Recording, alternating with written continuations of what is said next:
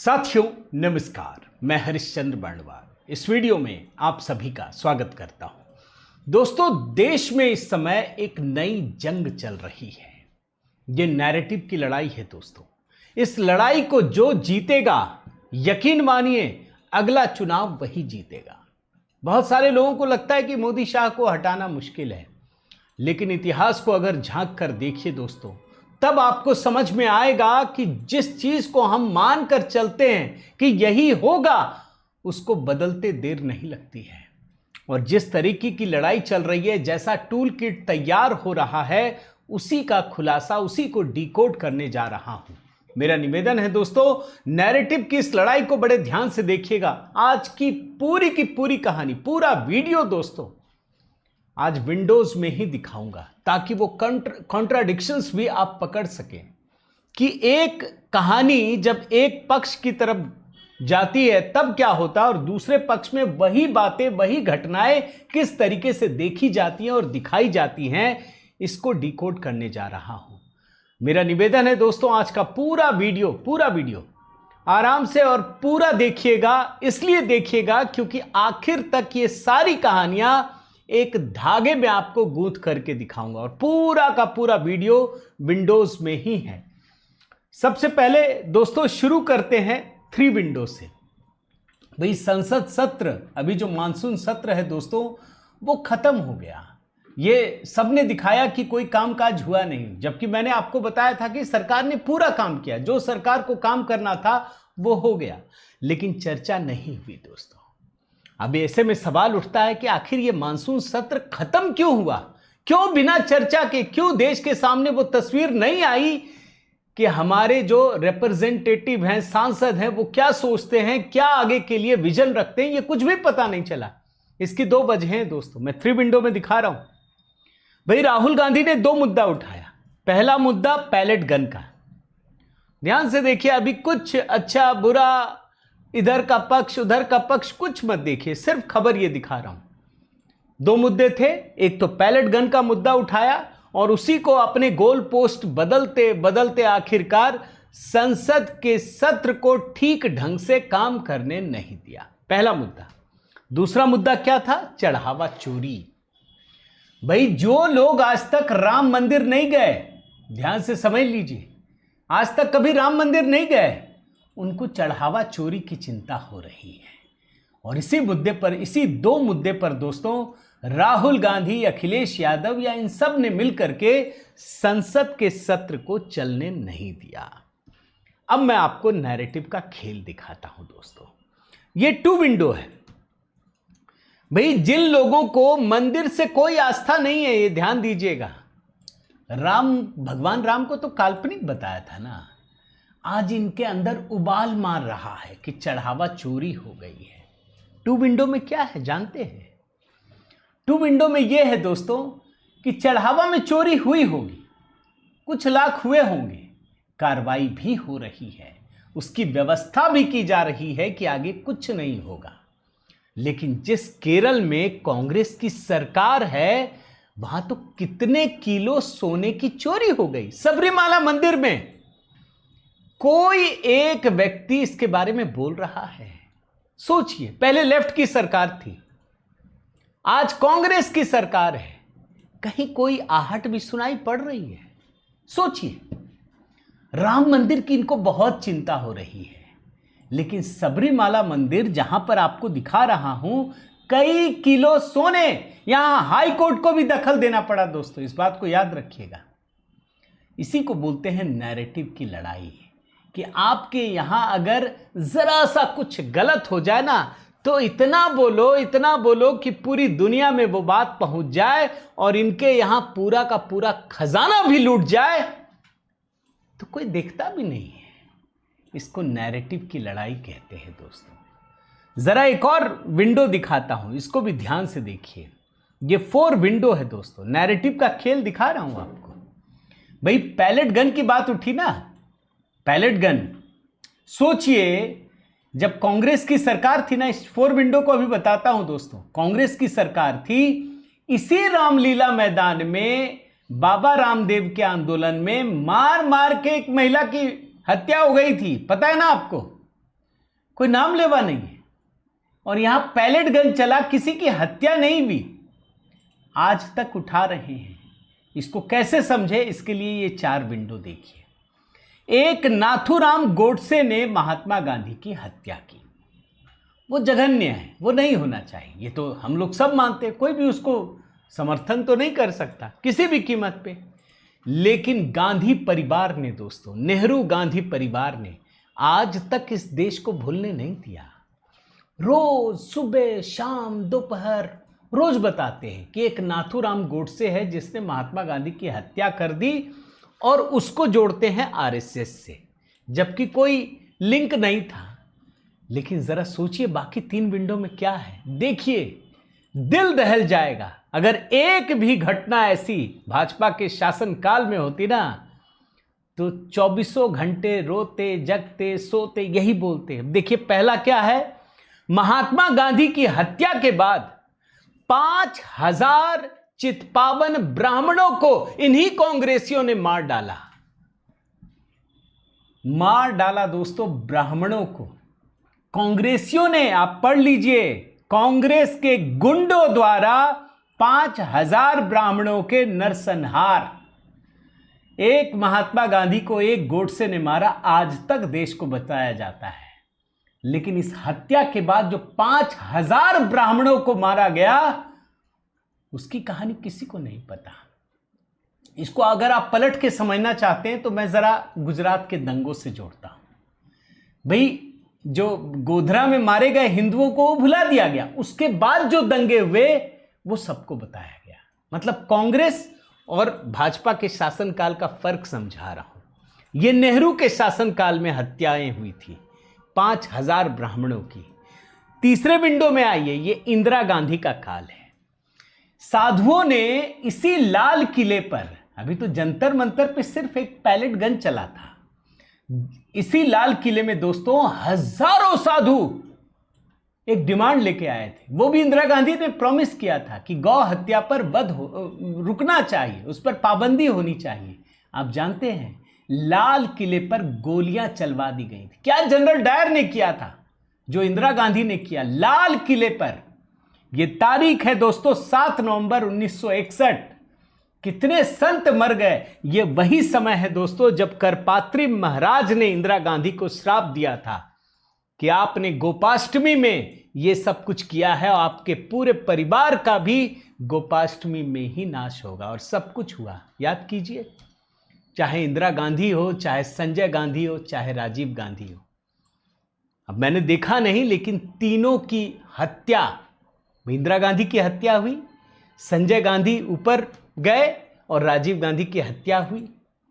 कहते हैं सब गोपाष्टमी में ही हुई। चौथी कहानी देखिए, यह है राजीव गांधी की। इंदिरा गांधी की हत्या के बाद सिखों का नरसंहार हुआ। सिखों का कहां भाजपा उठा पाती है, सब तो गायब हो जाता है। भाई इसी पंजाब में सिखों का नरसंहार हुआ पूरे देश में। इसी पंजाब में कांग्रेस की सरकार बन गई। गजब की कहानी है। यह नैरेटिव की लड़ाई है दोस्तों।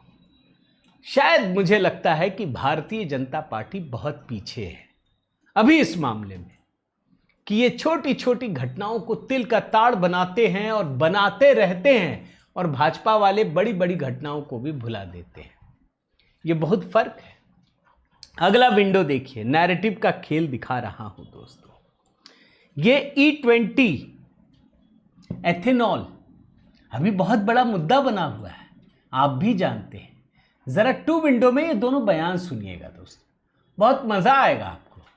लेकिन नैरेटिव को भी समझना जरूरी है। ये जो एथेनॉल है ना, ये जो पेट्रोल में मिक्स किया जाता है डीजल में, वो दरअसल कांग्रेस की सरकार लाई थी। और मैं 2005 में मणिशंकर अय्यर, ये मंत्री हैं, बता रहे हैं कि हम क्या करने जा रहे हैं। बोल रहे तुम लोग शराब कम पियो क्योंकि एथेनॉल में जरूरत पड़ती है। और ये कहते हैं कि हम मिलाएंगे और इसको बढ़ाते ही चले जाएंगे। हम वो लोग हैं जो काम करते हैं ऐसे। और ये गांधी परिवार बोलता था कि हमारी सरकार ने एथेनॉल मिलाना शुरू किया है, देखो हम क्या कर रहे हैं। आज जब वही काम हो रहा है ना, ये कर नहीं पाए, बोलते ही रहते थे। तो राहुल गांधी लोगों को भड़का रहे हैं कि ये सरकार इथेनॉल मिला दे रही है। जरा दोनों वीडियो ढंग से और देखिए और सुनिए दोस्तों। होगा ये कहकर फिर हमने वो वार्तालाप शुरू की इंडियन शुगर मिल्स एसोसिएशन के साथ, जिसका इन लोगों ने नहीं किया था, एनडीए ने उनकी उपेक्षा की थी। और अब हम एक समझौता पर पहुंचे हैं जिसके जरिए मैं सदन को आश्वासन दे सकता हूं कि हमारी सरकार बस 2 पंक्तियां लिखकर बैठेगी नहीं, काम करेगी। We are a government that works. और हमने आश्वस्त कर दिया है कि एथेनॉल का ब्लेंडिंग होगा पेट्रोल के साथ, और यदि एथेनॉल की उपलब्धि ज्यादा बढ़ती हो तो तब इसको हम बढ़ाएंगे। मैं माननीय सदस्य से यह कहना चाहता हूं कि उनको नहीं भूलना चाहिए कि ethanol is a residual product and we in the oil sector are the residual consumer. पहले शराब पीना जरा कम कीजिए, क्योंकि एथेनॉल तो शराब बनाने में पहले से चला जाता है, उसके बाद ही हमारे पास पहुंचता है। Because this is destroying people's cars, destroying people's scooters, destroying people's lives, and literally is stealing directly from them. दोस्तों याद रखिएगा, ये बहुत मेहनत से तैयार किया है, एक एक चीज ये राष्ट्रवादियों के लिए टूल किट की तरह है। इसका इस्तेमाल कीजिए, इसको निकालिए ट्विटर पे, मेरे हालांकि सारे हैंडल पे देखिएगा, ये सब आपको मिलेगा।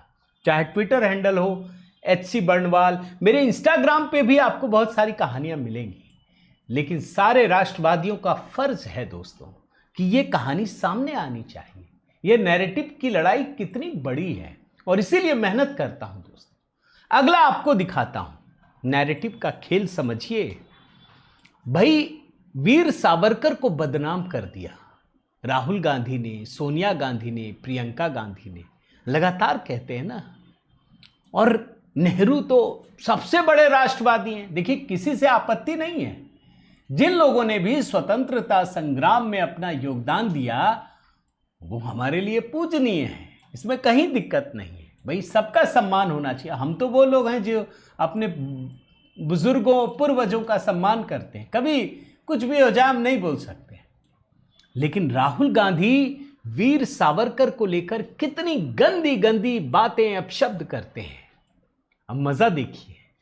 वीर सावरकर पूरे भारत के अकेले ऐसे व्यक्ति हैं जिनको 2 बार काले पानी की सजा हुई है।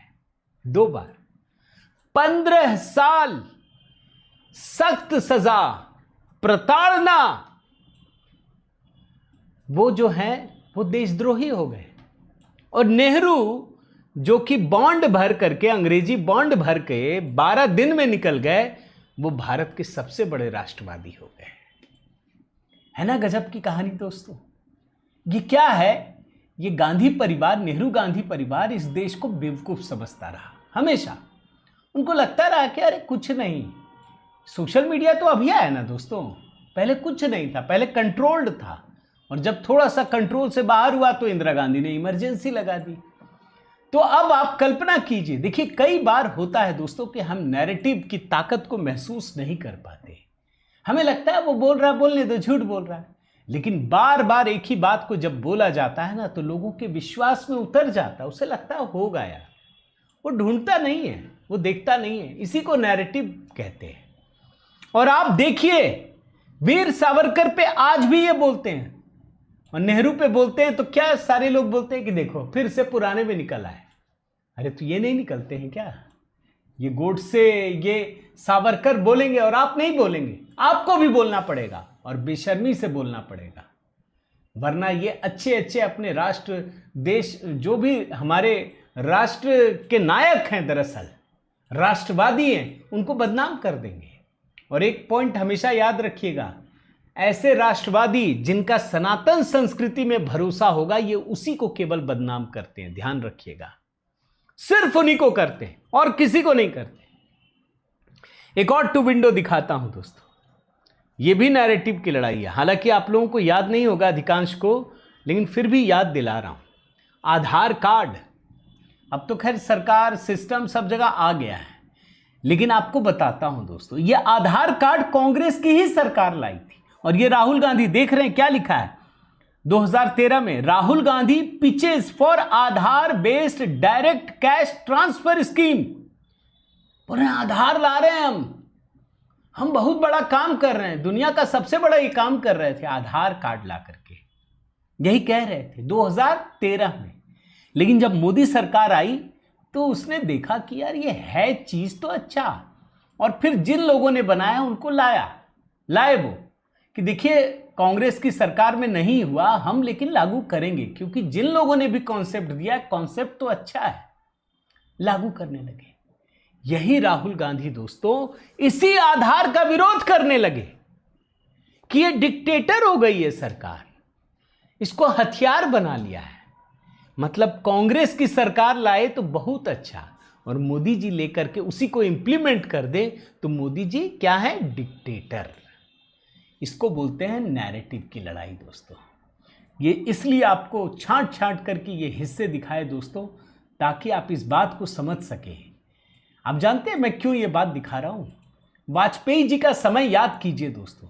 अटल बिहारी वाजपेयी एक मजबूत राष्ट्रवादी सरकार, देश ने भी पहली बार देखा कि परमाणु बम भी भारत के लिए बना लिया और करगिल में घुस के मारा, इंडियन एयरफोर्स का इस्तेमाल किया। देखा था ना देश को, ये समझ गया है, गांधी परिवार समझ गया कि वाजपेयी जी को हराना मुश्किल है। तो उन्होंने दो तरह के नैरेटिव शुरू किए। एक तो क्या है दोस्तों कि एक तो धर्म छोड़ दीजिए, बेसिकली राष्ट्रवाद इनकी ताकत है, और इन्होंने करगिल वॉर में इतना बड़ा काम किया, परमाणु बम विस्फोट भी किया था। इन्होंने क्या किया कि एक घोटाला क्रिएट किया गया, ताबूत घोटाला, कि जो करगिल में मारे गए, जो शहीद हुए हमारे सैनिक, उनको जिस ताबूत में भर के लाया गया उसमें वाजपेयी जी ने घोटाला कर दिया। अब वाजपेयी जी को तो लग रहा था कि हमने इतना बड़ा काम किया, हमने इतनी सड़कें बनाई, आधारभूत ढांचे बनाए, हम तो जीत जाएंगे। उन्होंने बहुत पैसे इकट्ठे किए। लेकिन भाजपा ने एक आध गलती की, जैसे भाजपा नौकरी देने में कंजूसी करती है, ये मैं आपको बताऊं, सरकारी नौकरी। अब इन्होंने जब ताबूत घोटाला क्रिएट किया तो जो राष्ट्रवाद की भावना थी ना, वो तो धूमिल हो गई कि ठीक है सब एक ही जैसे हैं। वाजपेयी जी हार गए, और 4-5 साल के बाद कोर्ट ने कहा कि ऐसा तो कोई घोटाला ही नहीं था। ताबूत घोटाला क्या है? कुछ नहीं है, कोई सबूत ही नहीं है। मतलब ये आया क्यों? यही काम मोदी जी के साथ किया जा रहा है। मोदी जी की कई ताकत है। एक तो सनातन संस्कृति के प्रति समर्पित भाव से, तो ये चंदा चोरी निकलेगा कुछ नहीं, इससे तो बड़े बड़े तो कई मंदिरों में कांग्रेस शासित राज्यों में मिल जाएंगे, तमिलनाडु में मिल जाएंगे। तो यहाँ इनका सनातन जो भाव है वो खत्म हो जाएगा। और दूसरा जो राष्ट्रवाद है ना दोस्तों, उसी के लिए ये क्रिएट करते हैं। ये जो सबूत मांगते हैं ना, वो इसी के लिए मांगते हैं। और ये जो राफेल घोटाला है वो इसीलिए क्रिएट किया गया था, जबकि था नहीं। तो नैरेटिव की लड़ाई को बहुत ध्यान से समझने की ज़रूरत है दोस्तों, इसीलिए मैंने ये मेहनत करके पूरा का पूरा वीडियो तैयार किया है। उम्मीद करता हूँ आपको ज़रूर पसंद आया होगा। कमेंट कीजिएगा, लाइक कीजिएगा, शेयर कीजिएगा, एक कमेंट जय हिंद लिखिएगा दोस्तों। आज का वीडियो इसीलिए था। बहुत बहुत धन्यवाद। जय सिया राम।